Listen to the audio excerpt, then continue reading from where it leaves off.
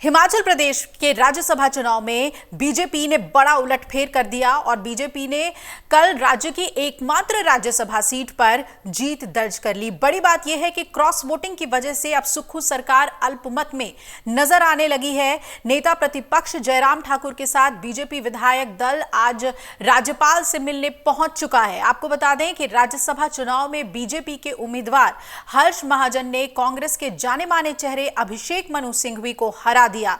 ये कांग्रेस के लिए एक बड़ा झटका है, जिसके बाद 68 सदस्यीय विधानसभा में 40 विधायक हैं। इनमें से 6 विधायकों ने क्रॉस वोटिंग की, जबकि बीजेपी के पास 25 विधायक हैं और 3 विधायक निर्दलीय।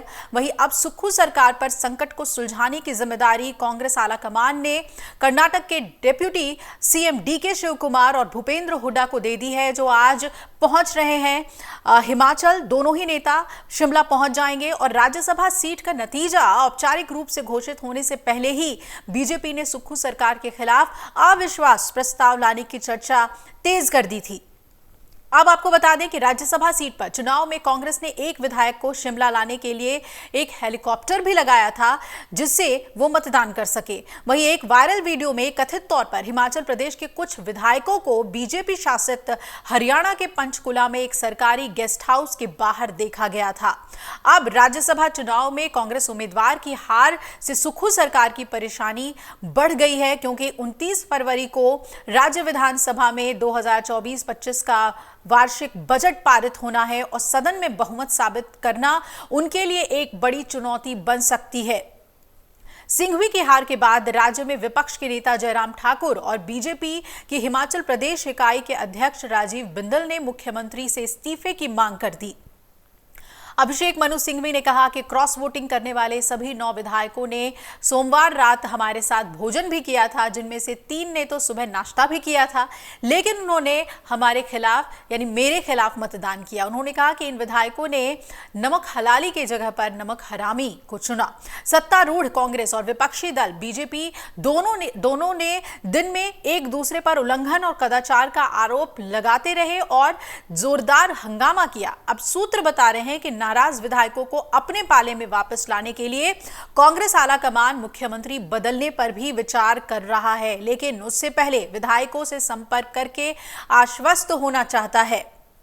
इसके बाद कांग्रेस अध्यक्ष खड़गे राहुल से चर्चा कर अंतिम फैसला लेंगे। कांग्रेस के मुताबिक विधायकों की नाराजगी सीएम से है, सुक्खू से है और कांग्रेस पार्टी से नहीं है। चूंकि विधायक हरियाणा के पंचकुला में थे, इसलिए आलाकमान ने भूपेंद्र हुड्डा से संपर्क किया और इसके साथ ही हरियाणा के नेता और कर्नाटक के प्रभारी रणदीप सुरजेवाला और डीके शिव कुमार रेवंत रेड्डी से भी संपर्क साधा गया। अगर विधायक मान गए तो मुख्यमंत्री बदलने की सूरत में नए सीएम के विश्वास मत लेने तक विधायकों को एक जगह रखने की कवायद की जाएगी। जरूरत पड़ने पर आज हुड्डा और डीके शिमला जा सकते हैं। यानी कि अब महाराष्ट्र के बाद ठीक वैसी ही स्थिति बन रही है हिमाचल प्रदेश में। क्या कुछ कहा जयराम ठाकुर ने और जीत के बाद हर्ष महाजन ने, सुनाते हैं आपको। मेरी जीत जो है ये मेरी पार्टी की जीत है, भारतीय जनता पार्टी की जीत है और सुक्खू सरकार की नाकामियों की हार है ना। और मेरे ख्याल इतनी जल्दी सरकार का कोई ग्राफ गिर जाए 1.25 साल में तो दुर्भाग्यपूर्ण है। और ये जो वोट क्रॉस वोटिंग हुई है इसीलिए मेरे को हुई है कि वो विधायकों ने बोल के की है, उनको भी बता के की है कि हम आपकी सरकार से नाराज़ हैं।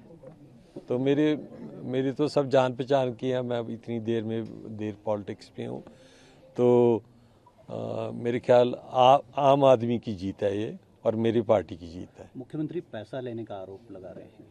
हिमाचल में ये चीज़ नहीं चलती, जो आरोप है ना घिसे पिटे, ये वहीं चलते हैं जहाँ जो हार जाता है वो यही कहता है, हमेशा ऐसा होता है। तो मेरे ख्याल एक विधायकों की भी अपमान है इसमें और ऐसा बोलना नहीं चाहिए था। एक बहुत हल्की नज़र से ऐसी चीज़ देखी जाएगी। बीजेपी कह रही है सरकार अल्पमत में आ गई है, क्या फर्दर प्लानिंग? बिल्कुल, सरकार इस वक्त मिनॉरिटी में है और सरकार के और भी लोग जो फैंस सीटर्स थे वो इधर आने को तैयार हैं और वो सरकार से नाराज़ हैं। तो इसलिए उनका इतने नाराज़ है कि वो कुछ भी कर सकते हैं और ये सरकार नहीं चलेगी, ये गिर जाएगी, आखिर में जो अपने बोझ से गिर जाएगी। और बराबर वोट 34-34 होने के पश्चात जो जानकारी है उसका हम इंतजार कर रहे हैं कि पोस्टल बैलेट बराबर हुए और उसके बाद एक वोट से जीत हुई है। जो डाला गया, जो पर्ची के माध्यम से वहां पर रिजल्ट डिक्लेयर करने की बात चल रही है। क्या भाजपा के कैंडिडेट जीत गया सर? जी जी, अभी टॉस यानी कि टॉस या पर्ची से किया जाएगा? हाँ बिल्कुल, अभी ड्रॉ हुआ है यानी कि 34-34 34 अभी टॉस, अभी रिजल्ट विधिवत घोषणा होने वाली है, लेकिन उसके साथ साथ में मुझे जो जानकारी मिली है उसके मुताबिक सर एक बड़ी बात है, मुख्यमंत्री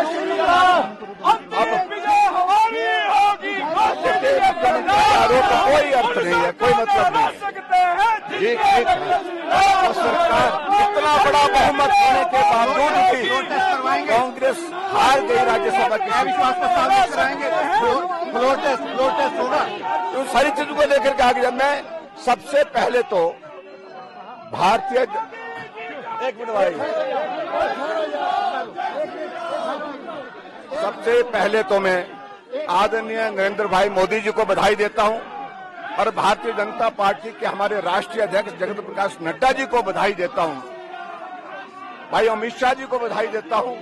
बहुत शानदार मुकाबले के बाद जहां जीत की संभावना नहीं थी वहां बहुत बेहतर ढंग से जीत की तरफ हम आगे बढ़ करके अपने लक्ष्य को हासिल करने में सफल रहे हैं।